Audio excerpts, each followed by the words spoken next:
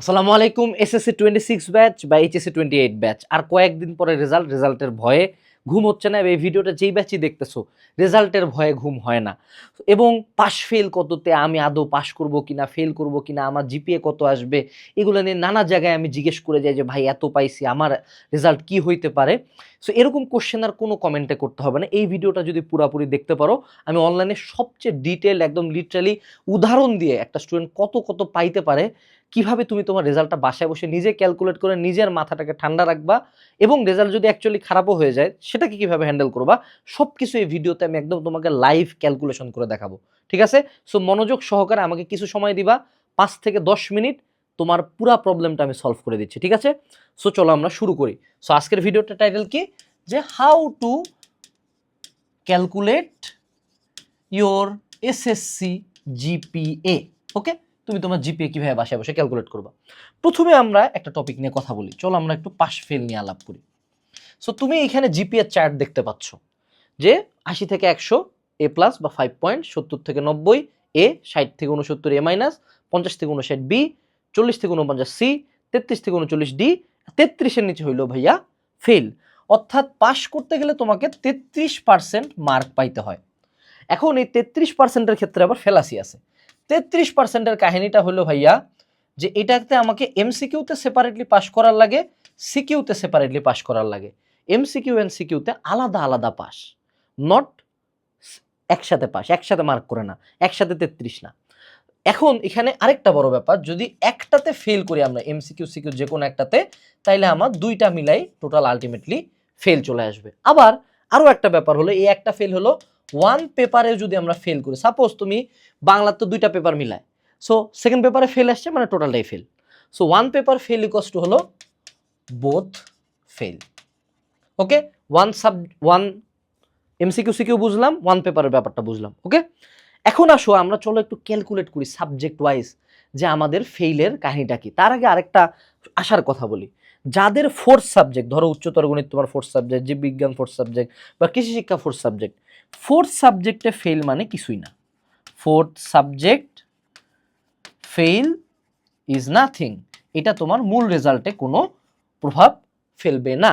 তোমার ফোর্থ সাবজেক্টে ফেল হলেও তুমি যদি বাকিগুলোতে পাশ করে থাকো তাহলে পাস আসবে। এবং এই যে তোমার আবশ্যিক 9টা আছে, এই 9টাতে ওয়ান সাবজেক্টে ফেল ইকুয়ালস টু হলো অল সাবজেক্টে ফেল। তোমার ফাইনাল রেজাল্ট আসবে টোটালি ফেল, যেটা হাইলি আনলাইকলি। এখন দেখো, বাংলা, ইংলিশ, সাধারণ গণিত, ইসলাম শিক্ষা, তথ্য যোগাযোগ পদ্ধতি, বাংলাদেশ বিশ্ব পরিচয়, পদার্থবিজ্ঞান, রসায়ন, এই জায়গায় তুমি হয় উচ্চতর গণিত মেইন সাবজেক্ট নিছো, না হয় জীববিজ্ঞান মেইন সাবজেক্ট নিছো। সো এই 9টা যে কোনো একটাতে যদি ফেল করো বাবা, তাইলে টোটাল ফেল আসবে। এখন চলো আমরা ইন্ডিভিজুয়ালি সাবজেক্ট ওয়াইজ একটু পাস ফেলের ব্যাপারটা জানা নেই। সাপোজ ধরো বাংলাতে আমার কি 30 মার্ক হলো এমসিকিউতে, সিকিউতে হলো 70 মার্ক। সো 30-এর 33% চলো আমরা হিসাব করি, আমরা একদম মানে লাইভ ক্যালকুলেটর আনি, আমরা এখানে হিসাব করব। চলো আমরা আমাদের ক্যালকুলেটরে চলে যাব, ক্যালকুলেটরে চলে যাই, হিস্ট্রিতে যাই। দেখো বাংলাতে আমাদের হইল গিয়া, ক্লিয়ার দিয়ে দেই, সি, 30-এর মধ্যে 33 ডিভাইডেড বাই 100, অর্থাৎ আমাদের যদি এইখানে আমি 9.9 পেয়ে থাকি এমসিকিউতে, তাইলে আমার বাংলা এমসিকিউতে আমার পাস। 9.9, অনেক ক্ষেত্রে 9 পাইলেই বোর্ড চেষ্টা করে তোমাকে পাস করে দেওয়ানোর। এবং ধরো কারো 8 আসছে, মনে আশা রাখবা যে 1 মার্ক বিভিন্ন কোশ্চেন, বোর্ডের কোশ্চেনে ভুল টুল থাকে, বোনাস দিয়ে দেয়। 70-এর মধ্যে আমার 7টা সৃজনশীলের মধ্যে কত পাইতে লাগে, 70 into 30, sorry 70 into 33 divided by 100, এই যে দেখো আমার 23.1, 23.1 পাইলে আমার সিকিউতেও পাস হয়ে গেল বাংলাতে। মজার ব্যাপারটা দেখছো, এই বাংলা যা, ওই বিজিএসও তা, ওই ইসলামও তা, এক্স্যাক্ট সেম জিনিস। সো যদি তুমি দুইটা মিলায় তো আসলে হিসাব করি না, সেপারেটলি একটাতে যদি 23-এর উপরে পায়া থাকার, ওটাতে যদি 9টার মতো এমসিকিউ পারে আসো, তোমার পাস হয়ে যায়। আমার মনে হয় এইটুকু সবাই পারছে। এখন চলো আমরা ইংলিশের ব্যাপারটা দেখি। ইংলিশের তো কোনো এমসিকিউ সিকিউ নাই, ওটাতে তুমি যদি 33 প্লাস পায়া থাকো first part and second part মিলায়, তাহলে কিন্তু তোমার পাস। সেকেন্ড পার্ট মিলায় না, দুইটাতে আলাদা আলাদা করে, মানে ফার্স্ট পার্টেও 33 পাইছো, সেকেন্ড পার্টেও 33 পাইছো, তাহলে তোমার কিন্তু পাস হয়ে গেল। এখন চলো আমরা ফিজিক্স, কেমিস্ট্রি, ম্যাথ, বায়োলজি, তারপর হলো হায়ার ম্যাথ, এগুলার ক্ষেত্রে একটু হিসাবটা করে ফেলি। এগুলার ক্ষেত্রে কি করা হয় বলো দেখি।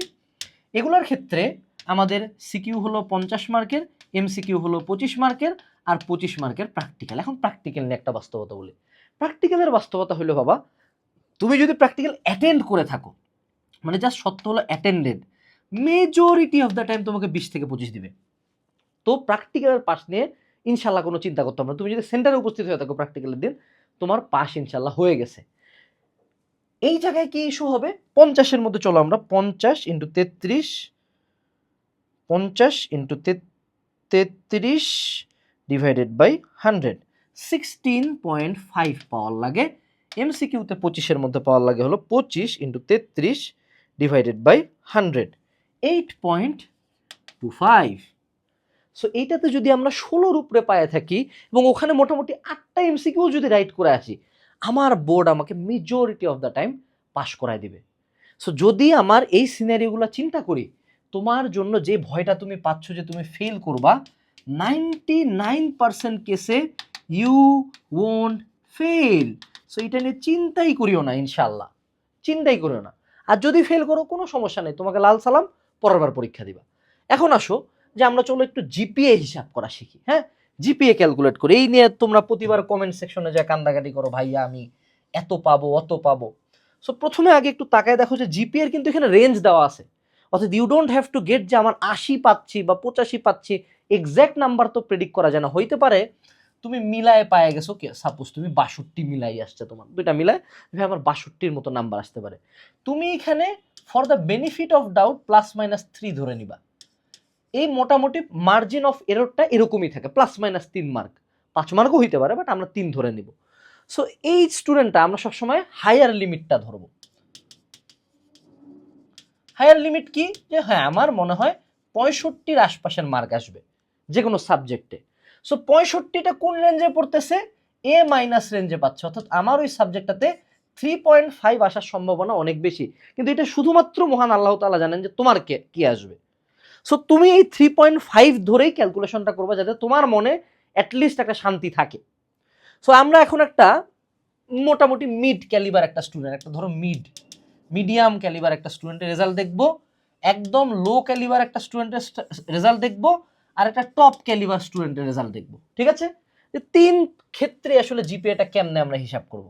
সো মিড ক্যালিবার স্টুডেন্ট অর্থাৎ একদম যেটা হলো মানে অডিয়েন্সের 70% এই দলে, লো ক্যালিবার হলো 10% এই দলে, এই 10% এই দলে। তো ভাইয়া বাকি 10% কই, বাকি 10% আমার কাছে আছে। ঠিক আছে, বাকি 10% কি করছে জানো, বাকি 10% হলো আমাদের এই যে সুন্দর মতো যে একাডেমিকটা অ্যাডমিশন কোর্সে ভর্তি হয়ে গেছে। তোমার রেজাল্ট ভালো হোক বা খারাপ হোক বাবা, তোমাকে এইচএসসি লাইফে কামব্যাক দিতেই হবে, যেই বিভাগ থেকে হোক। 5000+ স্টুডেন্টস রেজাল্ট নিয়ে একবার ক্যালকুলেশন করে নিজের পড়াশোনা শুরু করছে। সো রেজাল্ট ভালো হোক বা খারাপ হোক, কামব্যাক দিতে হবে এইচএসসিতে। দুইটার একটাও majority of the time changeable না। সো যারা এখনো একাডেমিকটা অ্যাডমিশন করছে, এনরোল করে নাই, এনরোল করে ফেলবা।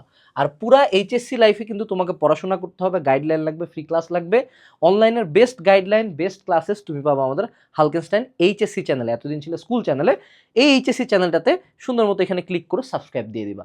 ঠিক আছে, সো আমরা চলে যাই আমাদের ভিডিওতে। সো মিড ক্যালিবার স্টুডেন্টটার নর্মাল রেজাল্ট কি হয়, বাংলাতে মেজরিটি অফ দ্য টাইম স্যারেরা A+ দিয়ে দেয়, ইংলিশে সবাই প্লাস মিস করে, এটা কোয়াইট কমন একটা সিনিয়র। এই ছেলেটা ম্যাথ মোটামুটি ভালো পারে, জেনারেল ম্যাথে প্লাস তুলছে, ইসলাম শিক্ষা এর প্লাস দিচ্ছে, তথ্য যোগাযোগ প্রযুক্তিতে প্লাস মিস যায় না, বাবি পথেও সাধারণত প্লাস চলে আসে, পদার্থবিজ্ঞানে এই স্টুডেন্টটা আমার এ পায়ে বসে আছে, কেমিস্ট্রিতে ও A+ পাইছে, ও থিওরিতে খুব ভালো আর কি, ও ম্যাথটা একটু কম পারে। তারপরে ওর মেইন সাবজেক্ট হলো জীববিজ্ঞান, এটাতেও A+ পায়ে বসে আছে। আর ওর হলো 4th সাবজেক্ট হলো গিয়া উচ্চতর গণিত, এটাতে মনে করো হ্যাঁ ম্যাথে একটু কম পারে, এ পাইছে। ঠিক আছে, এইটা হলো তার রেজাল্ট। সো এখন আমরা একটু তাইলে এগুলার সাথে আনুষঙ্গিক যে পয়েন্টগুলা সেগুলা লিখি। সো সাপোজ এখানে আমি কিন্তু 4th সাবজেক্ট এখনো কিছু লিখি নাই বাবা, হ্যাঁ 4th সাবজেক্ট এখানে আলাদা করে রাখছি কিন্তু। সো আনুষঙ্গিক পয়েন্ট এখানে A+ মানে 5 পয়েন্ট, এ মানে হলো 4 পয়েন্ট, A+ মানে 5 পয়েন্ট, এই 5, আবার 5, আবার 5, আবার 4, আবার 5, 5, এখানে হলো 4। আমরা এই 4th সাবজেক্ট বাদে বাকিগুলো একটু যোগ দিয়ে দেখি তো। 5 4 9, 5 14, আর 5 19, আর 5 24, আর 5 29, আর 4 33, আর 5 38, আর 5 43। এই ছোয়ালটা আমার পাই গেছে 43 পয়েন্ট। এখন নর্মালি নিয়ম কি 9টা আবশ্যিক সাবজেক্ট, তাহলে 43কে আমি 9 দিয়ে ভাগ দিই। চলো আমার দেখি স্টুডেন্টের কত পয়েন্ট আসছে। 43 ডিভাইডেড বাই 9 চলে আসছে হলো 4.77, কিন্তু এই স্টুডেন্টটা 4.7 পাবে না, এ 5ই পায়ে বসে থাকবে। মনে রাখবা বাংলাদেশে গোল্ডেন এ প্লাস নামে কোনো রেজাল্ট নাই। যে গোল্ডেন এ প্লাস নিয়ে লাফাচ্ছে ওই বন্ধুর চেহারাটা খেয়াল রাখবা, এইচএসসি লাইফে হয় 100% ধরাটা খাওয়ার সম্ভাবনা অনেক বেশি। আর যদি কোনো দিন খায় ওকে খুঁজে গালিগালাজ করবা, ঠিক আছে? গোল্ডেন নামে কোনো রেজাল্ট নাই।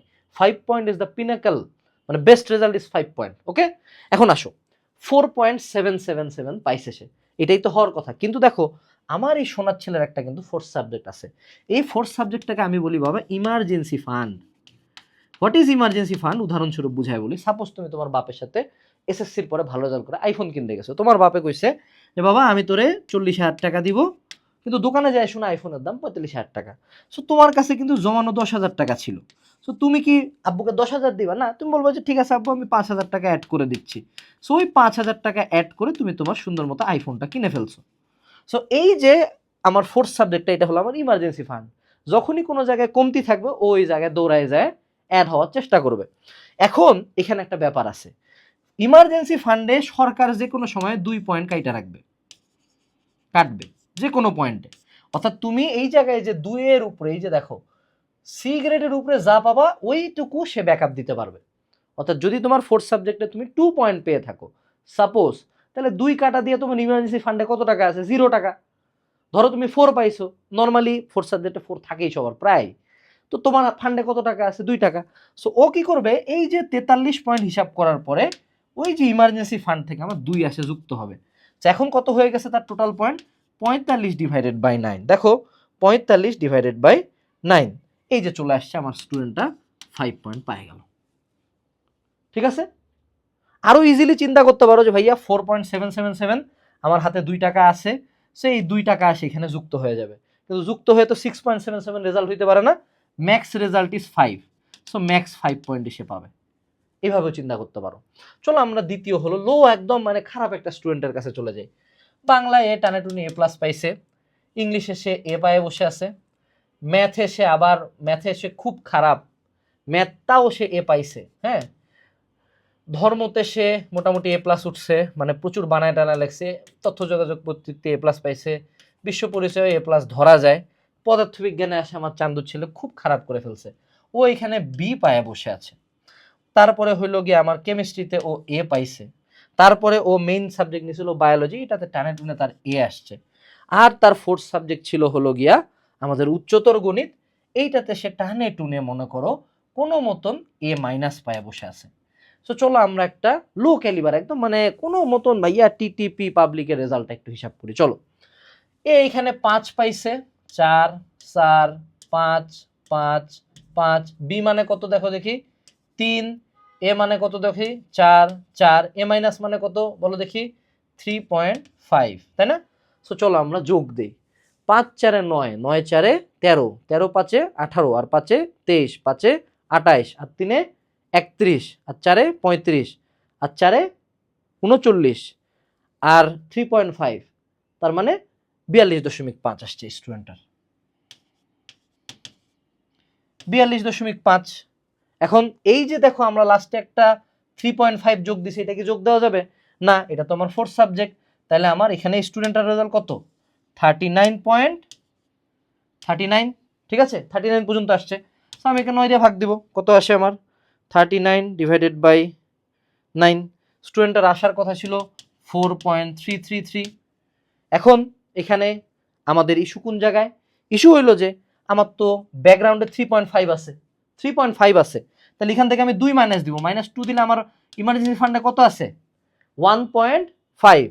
সো 39 প্লাস 1.5 হবে আমার ডিভাইডেড বাই 9, আমি দিয়ে দিব। সো ডিভাইডেড বাই 9 দিলে কত হয়? তাহলে আমার এখানে আসে 40.5 ডিভাইডেড বাই 9। সো এই স্টুডেন্টের রেজাল্ট চলে আসবে আমাদের 4.5। That is also a very good result. মানে এনিথিং বেট মোর দেন 4 পয়েন্ট, আমি বলবো যে কোনো মানুষ বাবা আলহামদুলিল্লাহ পড়বা, প্রচুর মানুষজন ফেল করবে। সো ওই হিসাবে 4.5 ইজ ভেরি গুড। আর আমার টপ রেজাল্ট ভাই, টপ মানে কি, ও সবগুলোতেই এ প্লাস।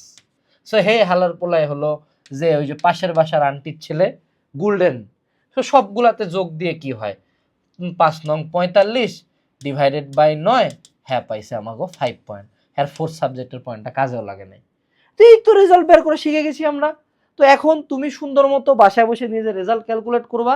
রেজাল্ট যেটাই আসুক, এখন আমি তোমাকে কিছু কামের কথা বলি, শুনো।